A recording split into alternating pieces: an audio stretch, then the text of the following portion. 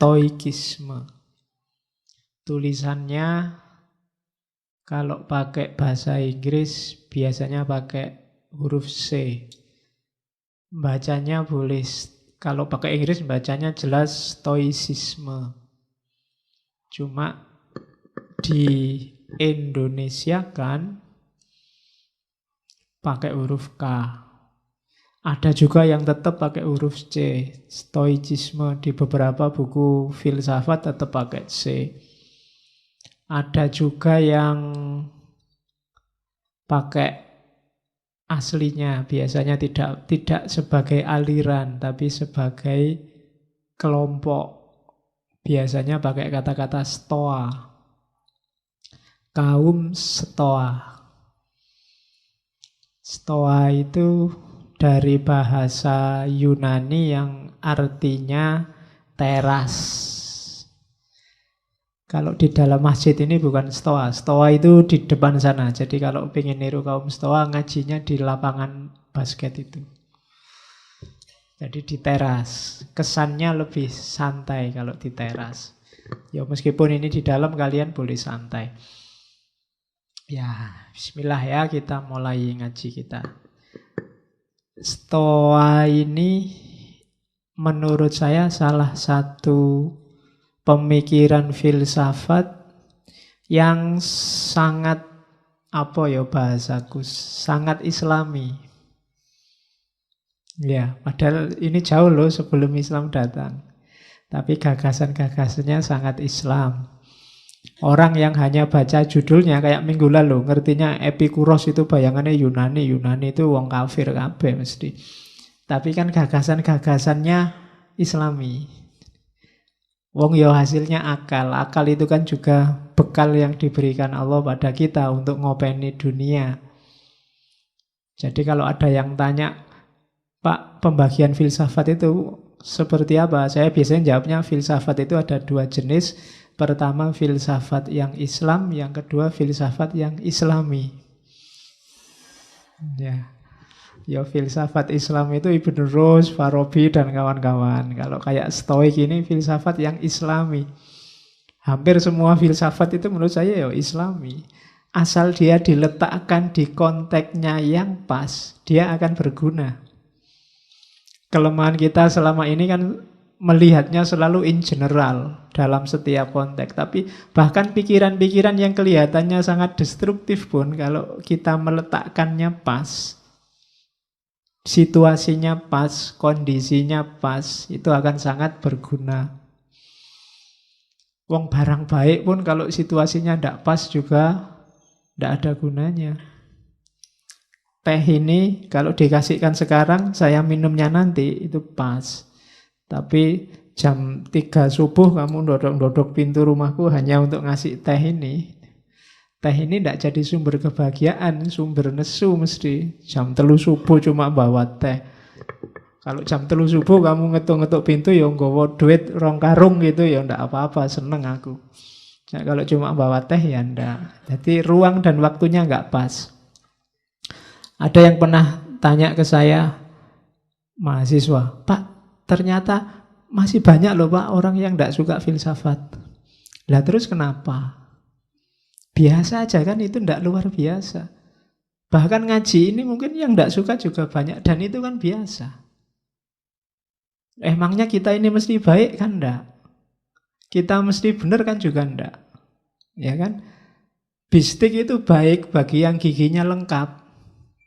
Orang tua yang sudah ompong tidak ada giginya, tidak iso, paling cuma dimut. Ya kan, kacang atum itu bagi balita membahayakan, bagi kamu baik, bergizi. Jadi, ya maka ada yang suka, ada yang tidak suka. Dan itu tidak harus wow, biasa aja, memang begitu. Jangankan filsafat, wong agama atau apapun yang mesti baik pun kalau konteksnya tidak cocok ya kayak merintah orang sholat, itu kan ya nggak mesti baik. Kadang-kadang orangnya sudah sholat diperintah lagi kan ya nggak baik. Atau bahasanya Cak Lontong, orang sedang sholat kok diperintah, kan nggak baik juga. Biarkan sholatnya selesai baru diperintah. Jadi nggak harus kaget kalau ada yang bilang, wah filsafat itu merusak. Oh filsafat itu sesat. Ya, biasa aja. Macam-macam juga begitu, nggak cuma filsafat. Nabi Muhammad aja ya disesat-sesatkan. Habib Rizik aja disesat-sesatkan juga hari ini. Apalagi Habib yang lain. Ya jadi biasa aja lah, nggak harus wow. Saling tidak cocok, saling beda pendapat itu biasa. Cuma jangan sampai ekspresi ketidaksetujuan, ekspresi beda pendapat itu yang kontraproduktif. Kontraproduktif itu justru merusak semuanya. Ekspresikan dengan baik. Jangan sampai batalnya sholat satu orang bikin batal kita semua sak masjid. Hari ini kan umat Islam itu begitu. Mungkin satu orang batal, yang lain ikut batal semua gara-gara satu orang ini. Nah itu yang kita jaga, jangan sampai kayak anekdot itu loh, ada orang sholat imamnya kentut, terus makmumnya yang satu bilang, imam kok kentut, batal itu. Oh, dia batal. Nanti temennya yang satu, sholat kok ngomong, batal sampean. Temennya yang satu lagi, loh kamu juga ngomong, kamu juga batal. Yang terakhir bilang, wah berarti yang nggak batal cuma aku nih di masjid ini. Akhirnya batal kabeh. Itu persis hari ini, kamu maki-maki yang nggak kamu setujui dengan cara maki-maki. Oke, kok sampai situ tadi ngomongnya? Stoikisme, kembali ke sini ya. Saya sebut Islami karena gagasan-gagasannya kaum Stoa itu sangat dekat dengan ajaran agama. Minggu lalu saya bilang Epikuros banyak dikritik ketika Kristen datang dan yang diadopsi yang Stoik ini. Bahkan di Islam juga begitu. Kalau ada yang tertarik, ada tokoh teolog kontemporer namanya Joseph Van Es. Joseph Van Es ini melakukan penelitian terhadap teologi Islam, Asy'ariyah, Mu'tazilah, dan lain-lain itu. Dia menyimpulkan bahwa logikanya ilmu kalam itu bukan logikanya Aristoteles, tapi logikanya Stoa, gaya Stoik. Jadi kita kan sering menyebut umat Islam itu mewarisi cara berpikir rasional ala Aristoteles. Tapi katanya Joseph Van Es enggak. Yang diwarisi itu Stoa, gaya Stoik. Oke, mari kita lihat Stoik ini seperti apa. Stoik ini filsafat yang paling panjang umurnya.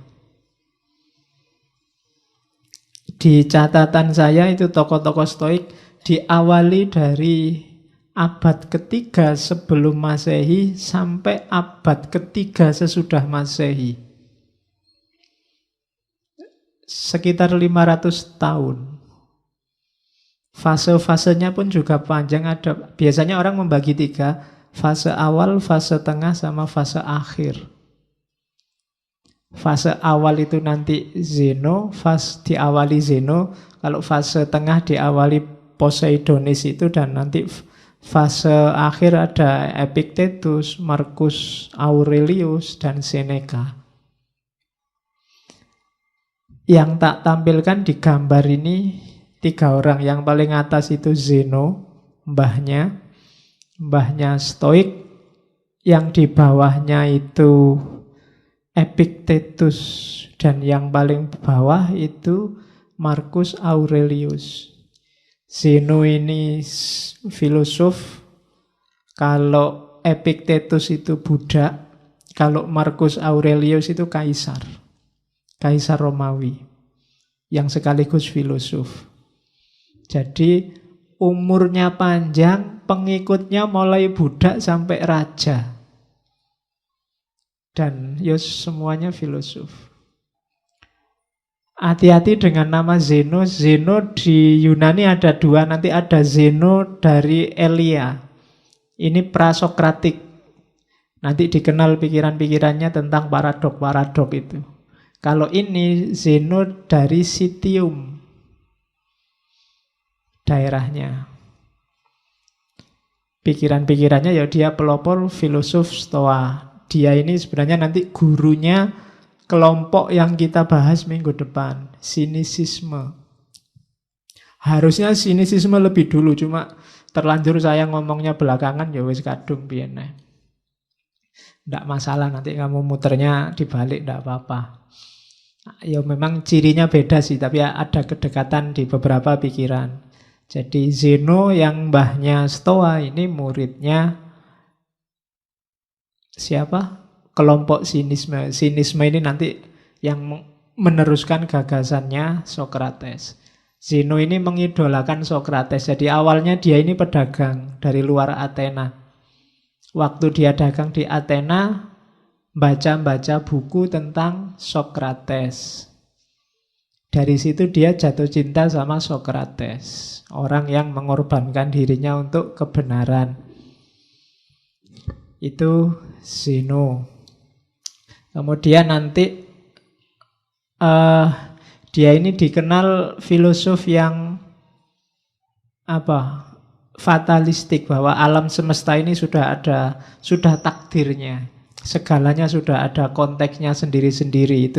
Itu Zeno, sehingga dia matinya ya dia meninggal milih sendiri waktunya.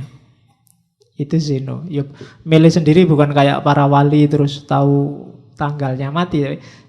Kalau hari ini mungkin tanda petik ya, semacam orang bunuh diri, tapi ya enggak tahu juga. Jadi saat dia tua, satu ketika dia keluar habis ngajar itu terus jatuh. Waktu jatuh itu dia terus ngomong begini, ya sudah, kalau sekarang saatnya kamu manggil aku datang. Sekarang saatnya aku datang, tapi gak usah kesusu, aku ini sudah tua. Setelah itu terus langsung nafasnya berhenti. Ya, yo kalau dia Islam mesti kamu menyebutnya wali. Jadi ujuk-ujuk saat itu juga ada yang bilang enggak, itu sengaja nafasnya ditahan itu. Ini ya susah ya, bunuh diri dengan cara nahan nafas itu ya enggak gampang loh. Begitu kamu tahan enggak kuat, tak oke wae. Malah susah. Cuma ada yang bilang begitu. Itu gagasannya Zeno. Nanti Epictetus ini dia mantan budak yang kemudian dibebaskan terus jadi filosof. Kalau Marcus Aurelius itu raja Romawi. Ada lagi tokoh Seneca. Seneca ini penasehatnya Kaisar Romawi juga, penasehatnya Nero. Kalau Seneca dihukum mati sama Nero karena dianggap konspirasi mau bunuh Nero. Disuruh ngiris nadinya sendiri. Tidak cuma satu, nadi di kaki, nadi di leher, nadi di tangan, semua disuruh ngiris sendiri. Tidak mau capek-capek keluar biaya untuk hukuman mati. Itu Seneca.